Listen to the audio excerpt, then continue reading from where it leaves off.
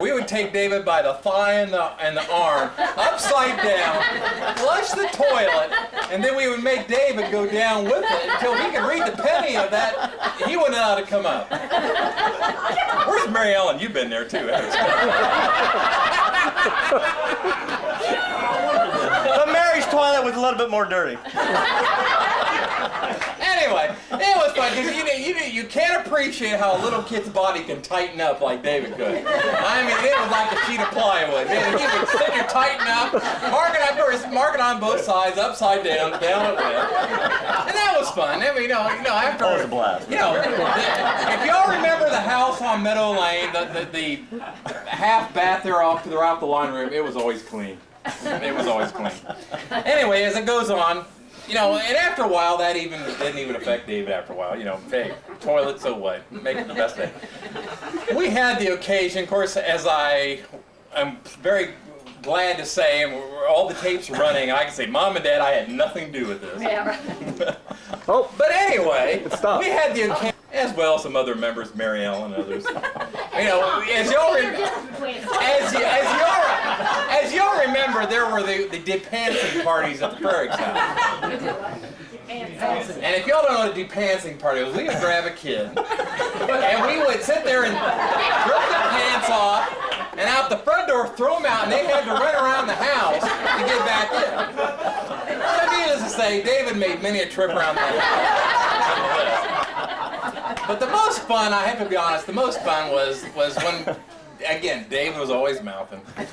And we always tell Dave, if you don't straighten up or act up, we're going to hang you.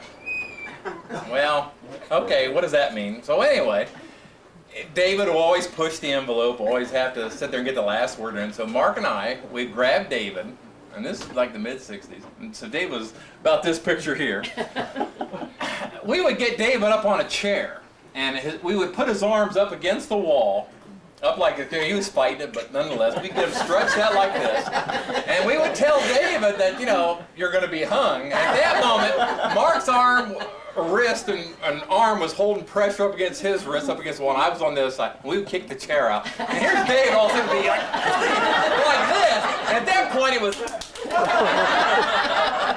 So needless to say, we always had a lot of fun with David. And the only other thing I can say with David, as I say with my years back at the house, was, of course, as we all know, there was never a better receiver than David or a quarterback. I mean, bar none, David was it. And he was always out to prove that to everybody. Well, one time he wants me to go out. This is when we were on Willow Lane. And of course, as you remember, there were trees in the front yard. And that's a side note. And Dave was out there, throw me the ball. Mr. Jerry Rice himself is out there. Well, I'm throwing the ball, that kind of stuff. And of course, David's always pushing the envelope, throw it harder, throw it farther, whatever. Well, as far as you all know, there was the trees. So anyway, I'm leading David this way, leading Dave, and finally I'm getting tired because David is yelling at me. He says, you're not throwing it hard enough, fast, or whatever. And I said, David, go 15 steps left and hard right. There goes the ball, and there was this big oak tree. It was the most beautiful thing in the world to see David sit there and catch that, or attempt to catch the ball, boom, against the oak tree, just one of these things. I need to say we never played catch after that. But anyway, happy birthday, brother. Good to see you. Now, one story Tom didn't talk about, and I was forced to take a nap, and he had this little pet duck up on some high boy or something like that, and it kept quacking, quacking, quacking. Yes. I go, what? So after a while, I just couldn't take it anymore, so I held the duck's beak and head underneath the water, and the thing drowned eventually. So, Tom comes home, madder than anything. I never got a beating after that. You know what's the most amazing thing? Is as many beatings as Dave took as a child is the biggest baby he is. He used it all up in childhood. No, but about 11 years ago, they had their opportunity on me. So I really look forward to an opportunity to do this to them. Before I do me, can I do Mother and Dad? Yeah. Oh, no. You're not really a Frerick. You really? Sorry, Dad, I'm looking too much like that. So I believe. You are Ed the second. You know that. All right, this is from Mother and Dad. Dear Dave, first of all, happy 40th birthday.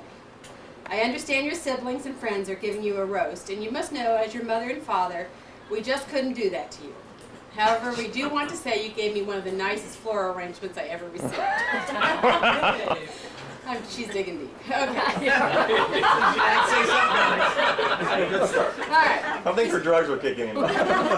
She says, I'm referring to the time I had my knee replacement. On the day I had my surgery, I received this beautiful big purple orchid corsage from you, and you said it was my favorite flower. In parentheses, it really is a gardenia. But so what?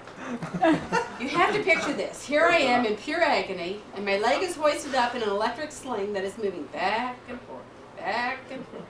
And as Ted LaPesco said to Peg when she asked him how he was feeling, he replied, quote, there's been nobody in so much pain as I am right now except Jesus Christ when he was crucified, end quote. And that pretty much hits it right on the head. But I regress. At any rate, there is no place to pin on a corsage, so in my drugged state of morphine, I told them to put it on my bedside table. I admired it for a couple of days, and then a pretty young nurse said that she had never had an orchid corsage before. She was going to go up to see her boyfriend in Atlanta that weekend. You can tell her state of mind, because weekend is W-E-A-K. So I gave it to her, and she was in seventh heaven. So you made two ladies very happy. Dad said to remind you about the time you would lie on your back and suck your thumb and rub Smokey's ear. Smokey love a dog. So have a great time at your party. Love, Mom and Dad. Now I brought some items for David because I just wanted him to remember me in certain ways. But there were two particular events that I can remember with David that epitomize you in every time I think of you. First off, 29 years ago today, you were inviting at my wedding. And there's this great picture of David with the champagne punch. Was Berrigan there with him? Several by the time this picture was taken that I had. Then the other time that always comes to mind with David is that he was a little kid. I don't know. And I'm like Tom, you know, I was the oldest, and so by the time he was coming up through the ranks, he was a baby and he was just number 8 in the crew, and you know, so anyway, one time I'm babysitting, and any of you who knew the house on, was it Meadow Lane? Was it Meadow Lane or Willow Lane? I think it was Willow Lane, actually. In the basement, they had an apartment for the kids. Willow Lane. Okay, Willow Lane. Okay, and outside in the family room part of the apartment was an old blue horsehair sofa. Do you remember this? Mm-hmm. Okay. Well, they were playing, watching TV down there, and David was eating like there was no tomorrow. Remember this? Like he Not looks really, today. but I'm sure he was banished to the basement without food that night or something. No. Unfortunately, he ate potato chips. He ate popcorn. He drank Kool-Aid. He had so much stuff that all of a sudden big sister the nurse, I don't feel very good. And he made absolutely no attempt to go to the bathroom. So the poor kid had to clean up after himself. This one does not do it. So David. Uh-oh. I'll give you these one at a time.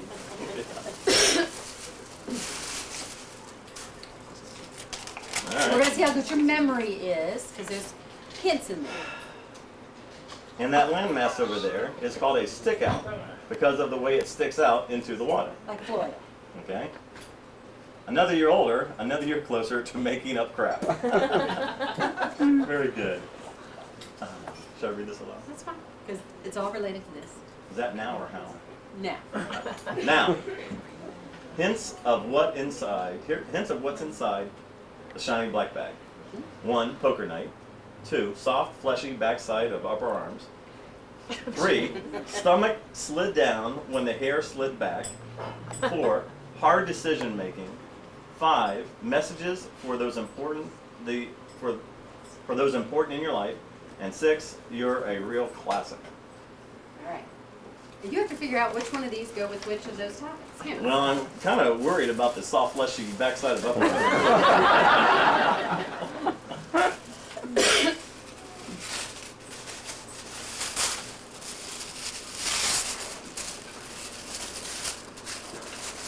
Here, Tom, get a bag or something.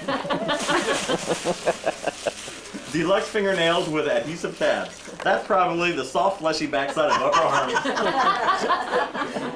Because whenever these I remember boys Kathy in start to 2 run different away ways. with me, I'd grab them right here. I remember Always Kathy in had 2 different ways. This at me and me doing this. Oh, here, David, you just pick Oh, them that's out too one at a funny. time. All right. Wow, that's fun.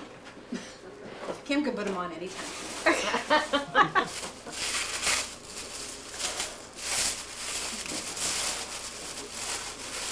While you were napping.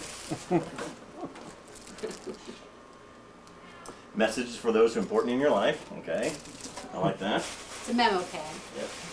Large enough that he can see it in his older edition.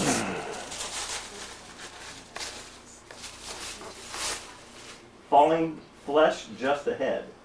Another signs on the road toward midlife. Hard decision making? No. No?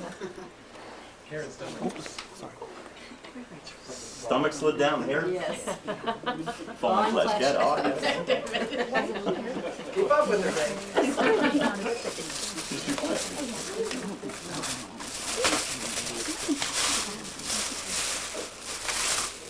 There's poker. Well, that's daily decisions dice. Hard decision making. Now, nap, snack, once a day, often, later.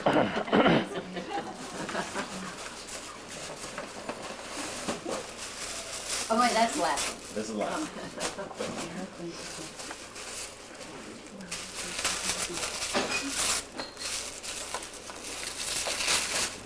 Deck of cards for poker, I'm sure. Playing cards, very good. Thank you. Are they marked? I was kind of hoping it was the cash. And this is a very nice looking shirt. This probably has to do with you're a real classic. It's a 10. It's a 2XL. The Honda Classic. The Honda Classic. What's it say? The Honda I got Classic. it at the Honda Classic. Well, all of us have kind of an experience where we see Dave either move very, very slowly or very, very fast. And I'll relate my experience where I've seen Dave move at lightning quick speed. That same little family room that was on Willow Lane was obviously our little private area outside of the apartment.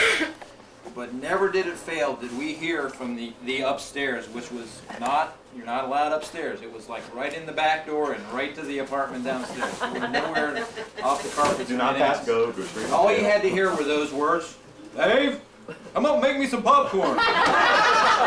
Dave was a self-proclaimed best popcorn maker in the house. Paul Leona, was I ever lying on that story? They still don't believe it to this day. Okay, why don't we go, let's try Adam. Let's see if Adam wants to. Adam? He has the Where's Adam? Be very careful, Adam. I've obviously known Dave my whole life. As Corey can vouch, Dave was someone we really looked up to at a young age. That's your first mistake. Too bad for you. Dave would come every weekend. He would come, and he'd always come either in this big light blue van. That was a huge van he had, and he'd always come. He'd always pay us a quarter or 50 cents to go get his bag and carry it up to my room. He never asked to stay ever once.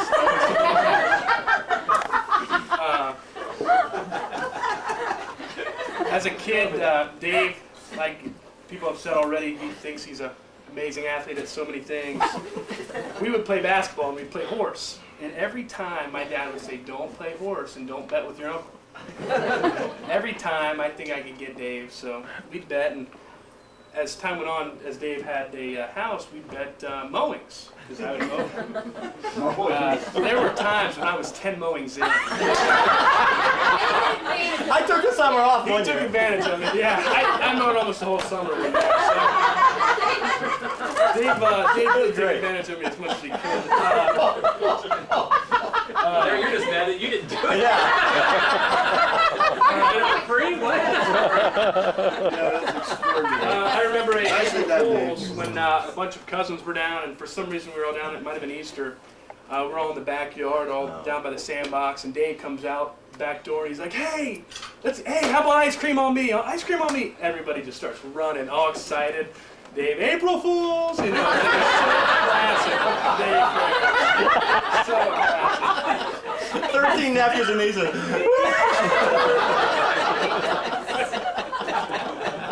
As a kid, one of our most memorable Christmases was Corey and I were given a Nintendo. The original Nintendo came out, and we had one game. It was Mario Brothers, which came with the system. And Dave actually was without a job, so he babysat us for a week. We needed a babysitter for a week. And Corey and I we were playing this game every second of the day during Christmas break. And Dave was babysitting, obviously, and Dave would be so mean. He would play that game more than any of us. Dave would sit there and just pound away at that Nintendo. I still to this day, I'm upset about that. It was terribly mean. Dave used to have this thing, whenever he would come as I was smaller, he called it the Chuck. And he had this right here. It's only because Tom and Mark called it a truck. Yeah, right here in my thigh. And I could cry so much. It was terrible. It was terrible. We always looked up to Dave because he could burp and he could say words. He always had some type of word, the alphabet, he could do it. Dave also, which I just became aware of actually this past Monday, and I've heard about several times, Dave has this incredible woman vibe, it seems. I've heard stories about, hey, this waitress was kind of hitting on me. And everybody, we always see Dave, who would hit on Dave, obviously. We're at Bob Evans.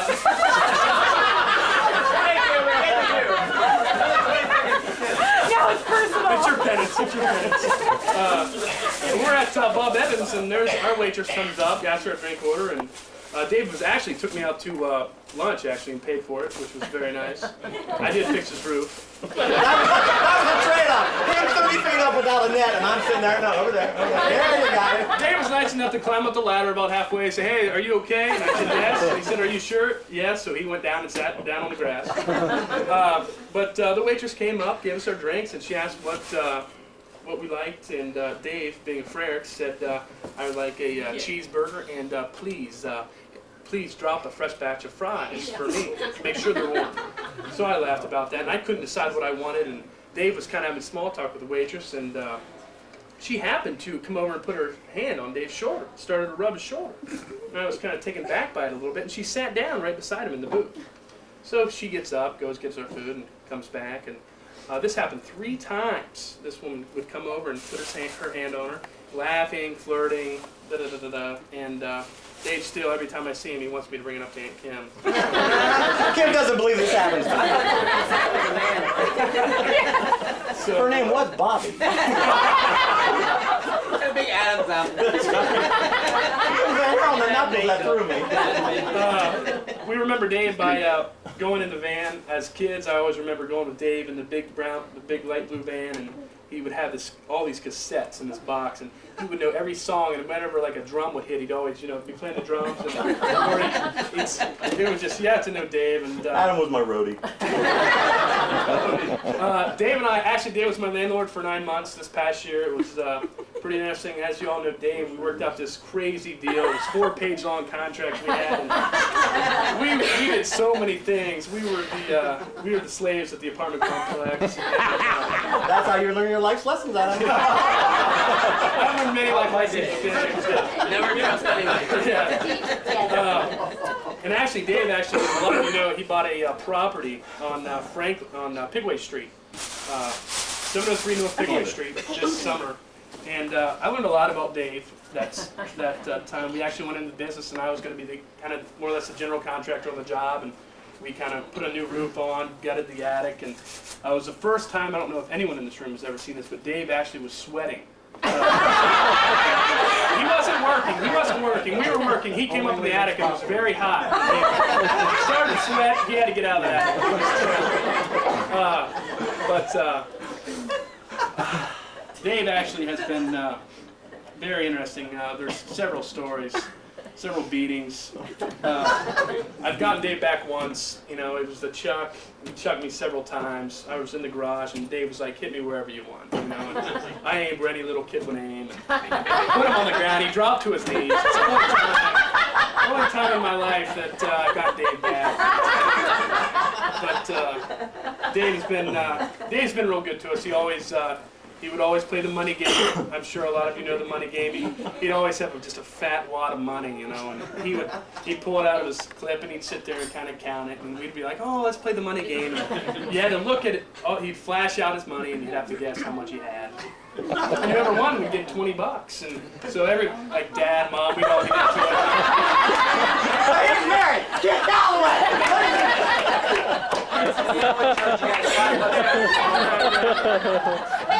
And we'd guess serial numbers as little kids, you know, I had to guess 3 numbers on the $1 bill or $10 bill, and we'd get it. We had some good times, but I learned Dave is he worries a lot, and actually in the past year we've ran a business. I have personally run a business, and Dave has been a huge part of that business. Actually, he always has his 2 cents to throw in, obviously. Is that a positive or negative? There's positive and negatives, but Dave has actually done his full share. He's been there when we needed him. He's always my go-to guy when I need him, and it's always terrible to be up a favor with Dave Frericks. Because not only would Dave, you know, hey, you know, help me out when a financial crisis, you know, it was whenever I'd come over, hey Adam, the salt in the back of the trunk needs to get on the salt floor. So I did many bags at 80 things. pounds, I'm like, I did many things this past year for free, but Dave has helped us all out a lot, and he actually has a daughter, which we all were just, I'm amazed that he has a young daughter and is married, obviously, thank God. Thank God. Yeah, there's many more stories to come, and we love Dave, and we're glad he's here. Thanks, buddy. Thanks. Yes. I wouldn't miss this for the world. Let John sit down first. Okay. First of all, Paul has always told Dave that he would never sell him anything, not even a pair of socks, because he would bring them back. One time, this is a couple years ago, he said he needed a new chair. So he wanted Paul and I to come over while they delivered the chairs. So, just a couple days later, he said, this chair's got to go, it doesn't fit me right. So, he said, will you come back over? They're going to bring me another chair and this one's going to go. So, we went back over. That went on for about 5 or 6 chairs. At least 5 or 6 chairs. They either didn't fit his back, his big toe, or his butt. I don't know which. Oh, There's always something wrong. He finally settled on one because he ran out of furniture stores to go to. The lady that lived across the street, came to the house one day.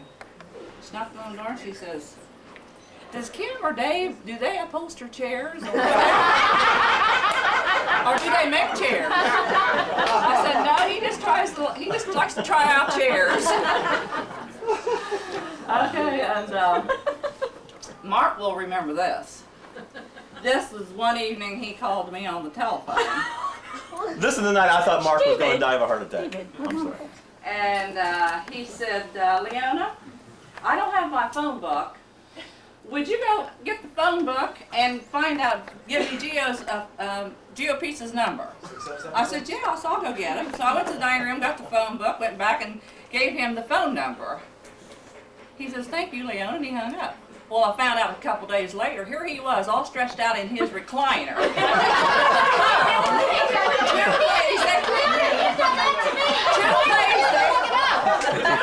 to go get the phone book himself. But what's funny about that story is that Leona was asleep in a chair. I got her out. She's looking for her glasses. I'm thinking, what's wrong with this woman? It can't be I that had far to go away. get my glasses and then go get the phone book and everything else. And the worst part about it is he memorized that number 20 years ago.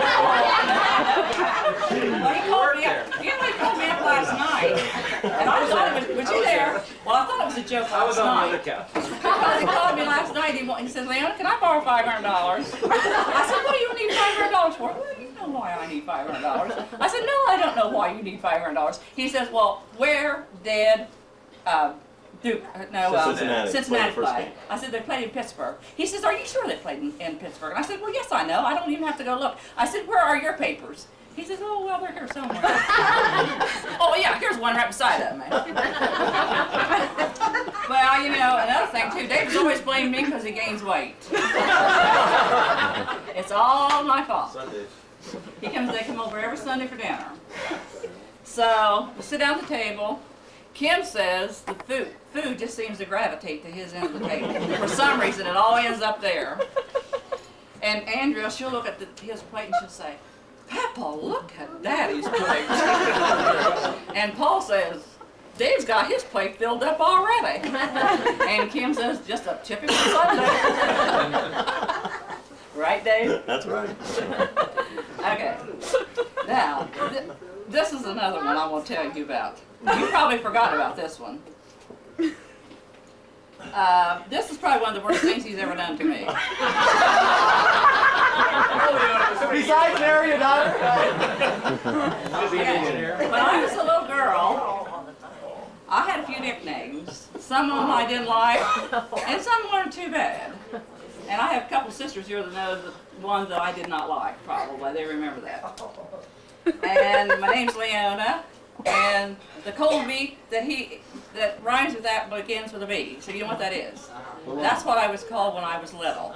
By some ornery boys, you know. So anyway, one day, this is when I worked at the title department, and Dave worked at the American General. And my supervisor came to me and she says, Leona, you have some personal mail in with the American General mail. And I said, well, what in the world could it be coming from them? And so I opened up, and to my surprise, there was a little poem in there. And David, I it can't believe you did says, this is the little poem. It's called the Leona poem. Now remember what he wants to say, what he wants to call me. Dave, what is that you want to call me? I'll let you say it once, and only once, and this is your last time in front of all these people. One time. I was at the supper table and we were eating and she went up to get some. I said, Leona Baluna. And I got this look. I was like, my God, what did I say? And then long story short, so I wouldn't know how to say it. So here, this is the Leona poem. This came through the mail to me at my work. I had nothing else to do at work. I still got this, David. There once was a woman named Leona. When she went home for lunch, she had lots of bologna. There once was a man named Dave who used to eat Sunday dinners at Leona's. After reading this poem by all the office staff of the title department, Dave now eats bologna all day by himself on Sunday. The end, author unknown. So, all you poker buddies, Oh my God. if you ever call on Sunday, and I tell you Dave is home eating bologna all by himself, you know what he's been talking about. And Kim, I have to say, you did a great job because he thinks he knows everything's going on all the time. Pulled one off on him this time, didn't you? Yes, you did. That is a good one. And poor little Andrea, from hearing all these stories, she is getting all these little things done to her like big brothers did to him, he's doing to her. You know what he says? He says that'll make her tough. So, I just want to say one thing, Dave. Yeah. Kim said on the invitation, no gifts. So happy birthday. Oh yeah, oh yeah. Just remember, I know where you live still. You don't want me coming there on a Friday night saying, surprise. Maybe all fun.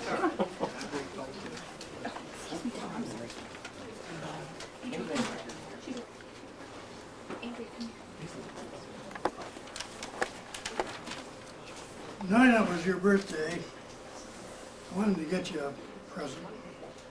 So I checked with John, and I said, would Dave like a book